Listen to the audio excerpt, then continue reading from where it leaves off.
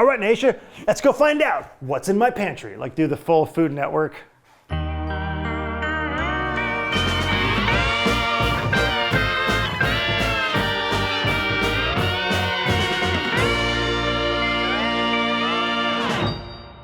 Today, we are trying out this fun little segment on the show where we take a massively overqualified chef to come and do my kitchen with no prep whatsoever and look through my pantry and try to don't panic and make a little food for us. This is an amazing idea. I thought of it all on my own when I read a text from Nyesha that gave me this idea, and then I said, Ben and I were sitting there, we're like, that's such a good idea. It's in the title. Why hasn't this been what we do with every guest on the show? Brilliant chef, beloved in Los Angeles, restaurants, television. There's an amazing show. It's called Next Level Chef, and I get to be a mentor on the show, and it is the light of my life. I really enjoy doing it. I've been cooking for 22 years, as Noah mentioned. On that show? Yeah. All right, so you're here. Let's find out what's in my pantry. Let's go digging. Okay, I'm gonna start with the equipment. All right, well here I can take you to a little town called Strainer City. Ooh. Here we have Lid Island, pots and pans kind of stuff. Got a rice cooker, Instant Pot, standing mixer, food processor. This is like hot sauce town, vinegars. 2 kinds of seaweeds.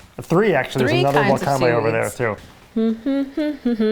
Do you have any stocks? 1 quart, 2 quarts? 1 quart. Now I want to do that thing now, like the Tom Colicchio Top Chef thing. In what way? Oh, like where you come over? What you make it, chef?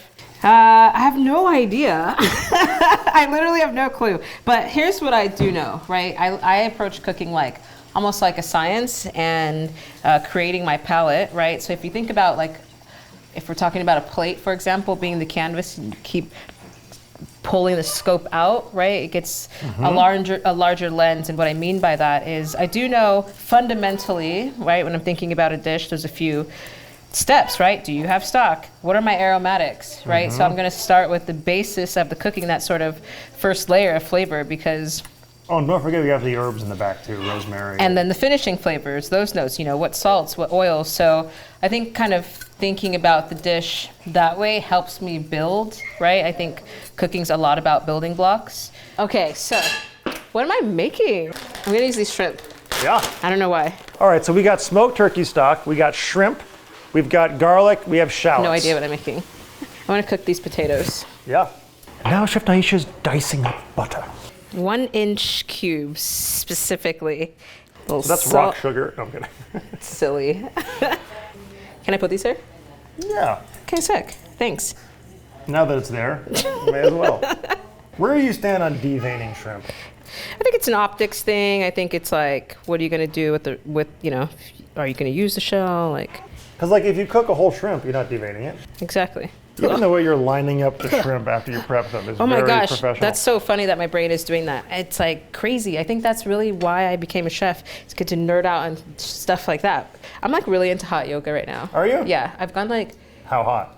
Like, I don't know the temperature of the room, but it's so hot. Well, I don't know if this is the point of the show, but I've been doing a lot of Pilates lately. Love it. On with the creative process. Yeah. What am I making? Now that your shrimp are all beautifully lined up next to your pyramid of cubed butter. Those things make my brain happy. Oh, just what I need, cayenne, thanks.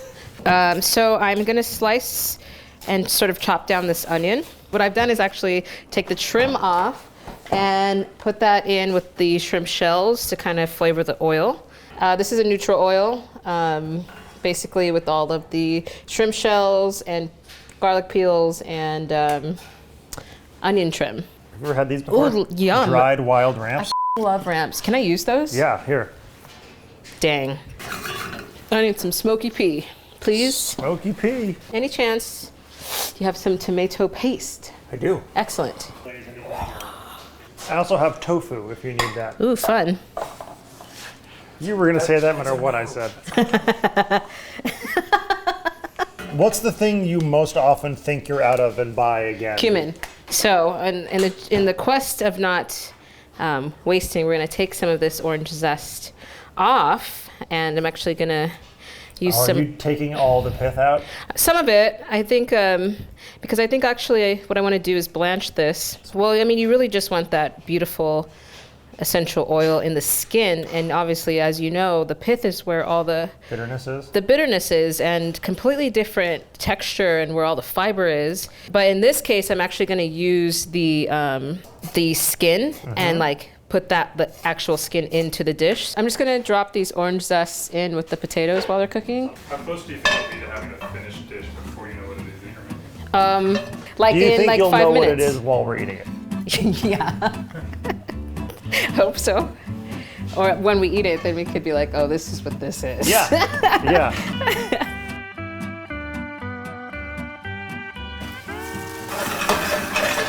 Trying to get a little steam action in there. Yeah, exactly. I want steam, and I want sort of this heat under to cook them thoroughly, but also keep some of the And keep some of the browning. correct, taming some of the browning, keep the moisture in the onion. I really want to sweat, but I don't want that hard shell around the onion. I want it to be soft and with.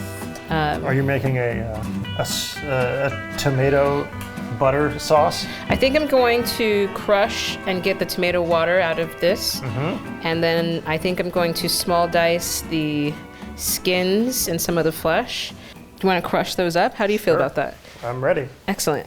All right, I think this dish is coming together. So I think I'm trying to utilize all aspects of these ingredients. So a little tomato water. I think it's going to add some natural acidity and natural sweetness. We took the shrimp shells. We're making a shrimp oil. Definitely going to make some sort of like, I guess I'll say ragu for now. Might morph. Can I do that one? Yeah, of course you can. I mean, if you're not touching I'm just saying, Don't mansplain me.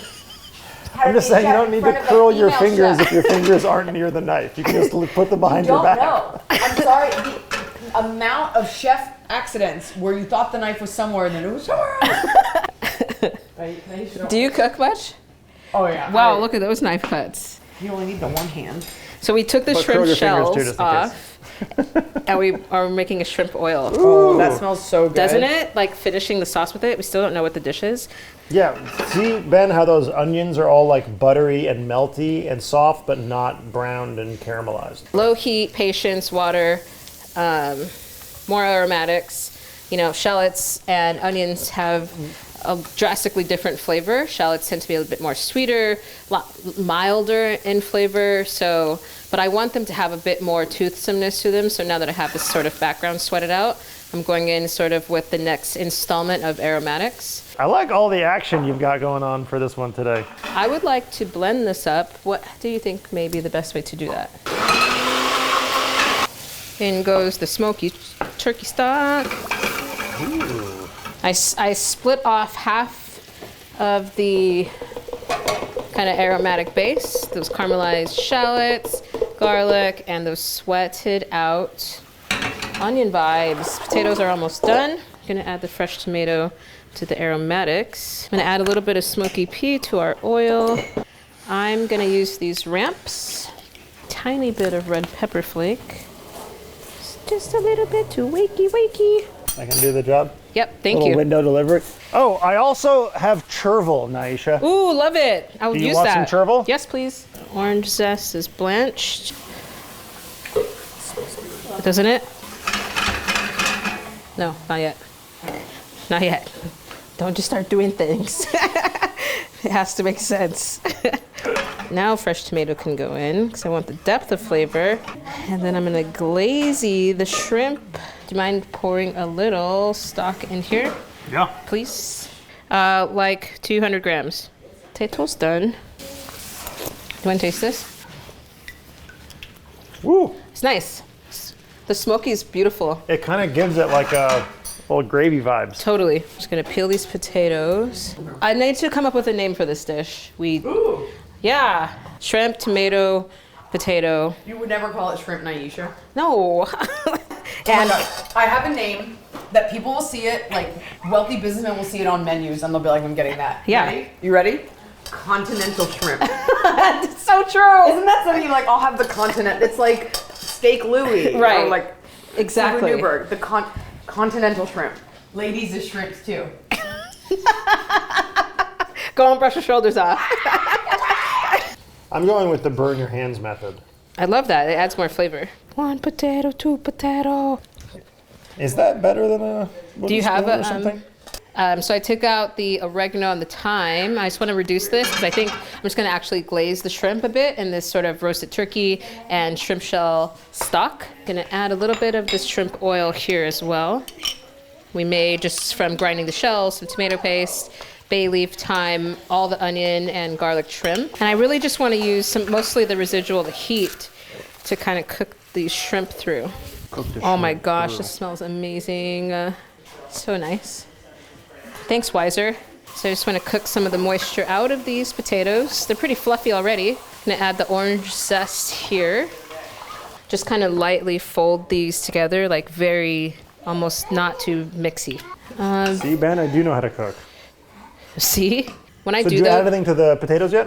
I need to add a pinch of salt, but it's just salt so far, and I've kind of cooked out some of the moisture in the potato. Maybe I'll chop some chervil in there.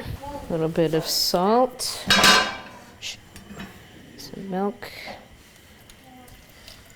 So cooking out the water, and now adding milk or flavor. Didn't see that. It's gonna taste. It's a velvety mash. It's so pretty. It really is. Any chance you want to mix these two together? Absolutely. Amaze.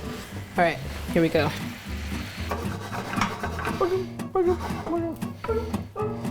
Just gonna lightly let those poach. Did use the oven after all. I'm gonna turn it back on. No, it'll be like just perfect. Look how velvety these potatoes are. Look how nice she makes it. Just so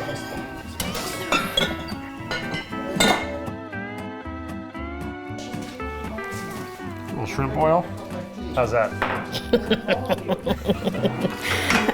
Sometimes I'm like, you picked a good career.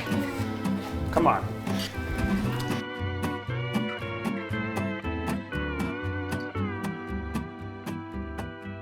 I would like to try shrimp. Yeah. Yes. The tomato with the potato is real special. And it's like pleasantly sweet. That little brightness. Oh, that's a perfectly cooked shrimp too. It's lovely. Mm-hmm. Oh my God. I like a this. little bit of chervil crunch. Yeah. It's bright. You taste the orange zest. Oh my God. This fun little segment of the show that you invented that we're now stealing, in which you come in with no plan, no prep. You came in, you looked around, and you were like, oh, I'm gonna make shrimp continental, making the velvetiest potatoes in the world, a homemade shrimp oil. We're gonna cook shrimp in a reduced chicken stock with slowly sweated out onions, shallots, and garlic. A little momotaro tomato and cara orange. Right. So all you Figured it need is like, what, 20 years as a chef experience and simple ingredients. Hey, I know a lot of chefs who've been chefs 20 years that aren't good at their job, so. This is outstanding. Oh, thank you. This is so so, good. like, I would order this on a restaurant menu. Literally, this is the moment I live for. Oh my God, really? Yes. Oh my God. Thank you so much for doing My this. pleasure. was Thank so you. much fun. Oh, yay. Do you want to host the show instead of me? As long as I get producer credit, I'm good. Yeah, she's like, whatever Yeah. makes the most money. You can, I'll tell you what, At the least amount of work. I'll split my back end with you. Deal. Excuse me, It you're a is. married man.